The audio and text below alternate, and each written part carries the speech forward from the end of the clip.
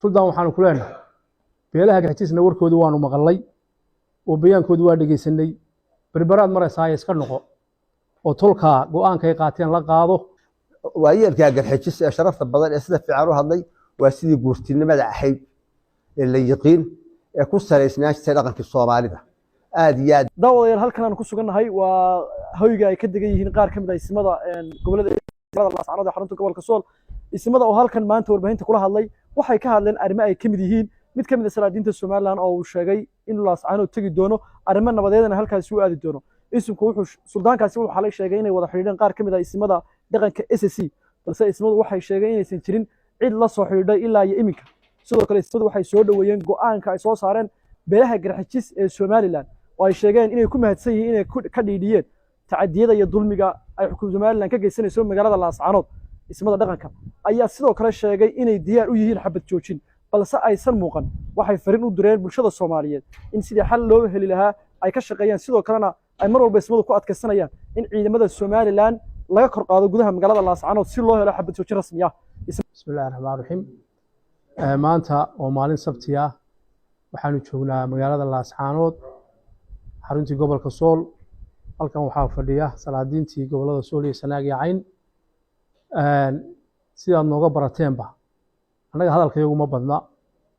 laakiin marka wax jiraan maalintii horena waan sheegay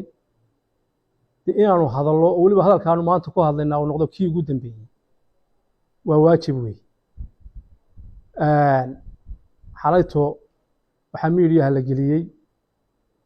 nin runtii anigu aanan garanayn laakiin yidhi suldaan baan ahay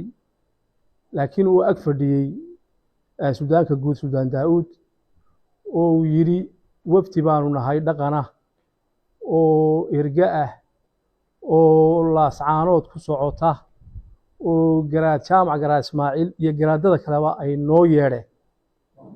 warnimayow arrinkaasi waxa weeye ninkii maamaahay wuxuu yidhi geel waana hori jirnay waana hayn jirnay war erga waa naqaanaa waana naloo geli jiray waanu geli jirnay erga labay ku timaadaa erga iskeed u soo dhaqaaqday marka wax dhacdo oo cidna wax weydiin oo meeshii wax ka dhacay soo fadhiisata iyo ergo intay soo hadasho loo diyaar garoobo waa mis subxaanallah weeye labada erga midna anagu ma hayno erga waxaanu haynaa war sheegaysa aan jirin oo ilaa Muuse gaarsiisay oo aanu ka hadalnay war waxaanu maanta cadaynaynaa inaan anagu cidna u yeedhin waxaanu cadaynaynaa inaan cidina la soo hadlin waxaanu cadaynaynaa cidna la soo xidhiidhay midna ayna jirin suldaan daawud waxaan leeyahay agtaadu fadhiyay ninka hadlayay inay suldaanka Ayuub baan ahay anu Ayuub waan aqaanaayo suldaan Uwaas Axmed baan aqaanaa mar haddii suldaan daawud agtaada uu fadhiyo waftigaagana uu ka mid yahay oo uu leeyahay suldaanka arrinkaas wax ka og oo garaadadii iyo waxa weeye uu la soo xidhiidhay waad ogtahay suldaan daawud labadeen maalintii Ilaahay u naxariistay aabaha dhintay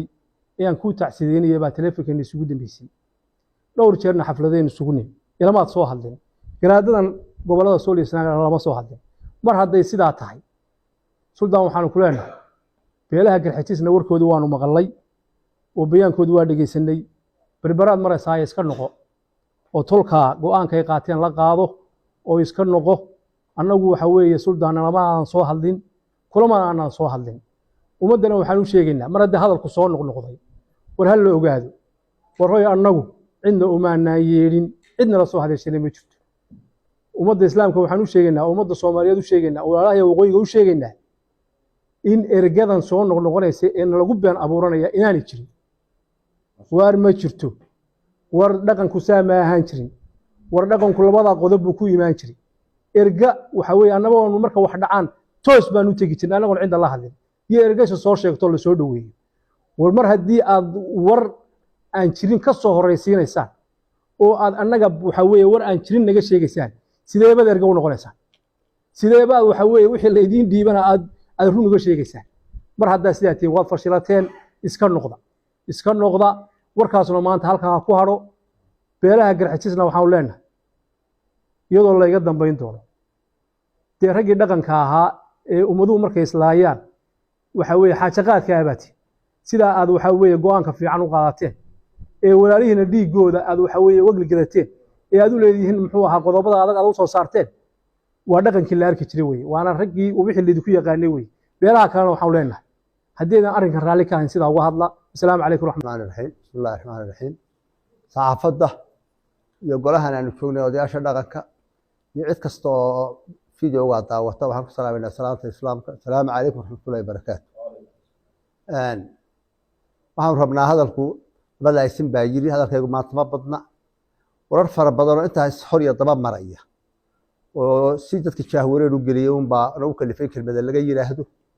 koow annaga horta ma diidin nabadda labo ma diidin xabad joojin laakiin wax si sax ah oo toos ah u socda ma baanu arag marba hadal meel laga soo duubayo iyo kelmado la warfinayo iyo qaar la terrorism aan la dagaalamaynaay kulli bilaada ku dhari way dhigaysanayeen marka bal qoliyaha waxaan la marba hadalkina sax ah oo hadalkinu jaha uu ha qabsado ama xabad ha qabsado ama xabad joojin iyo nabad ha qabsado qoliyaha intaasaan oran lahaa oo bahasha iska sax haddii nin wala soo doono isaga hadlo mid media wax ku soo qor mid cid baan la hadlay mid halka terrorism baan dagaalamayna oo wax la yaab leh warbal si sax tadilaahi ka baqdaan waayahay erganimada dadku waa Soomaali waa la yaqaanaa dhaqanku wuu soo hadla waa la wada hadlaa agee isugu nimaadna waxaynu yeelaa haataa ah halkaas processka asaas waa loo soo maraa qaar iska soo duulo markuu isoo taagay weydila joognaana waa la arki laakiin mid isagoo gurigiisa jooga iska leh hebel baan la hadlay oo halkan aan ka hadlay oo baraan baxaya oo waxyaalaha ku cusub kulli dhaqanka aynu niqiin hadalka odayaasha hore soo ururiyay aad u talax tagi maayo wixii arrin weynoo dambeyn doonaan waayeelka garxajis ee sharafta badan ee sida fiican u hadlay waa sidii guurtinimada ahayd ee la yiqiin ee ku saleysnaanaysa dhaqankii Soomaalida aad iyo aad baad u mahadsantihiin cid kasta waxaan u cadaynaynaa xabad joojin iyo nabad baa la diiday cid ku marmarsoon doontay waa been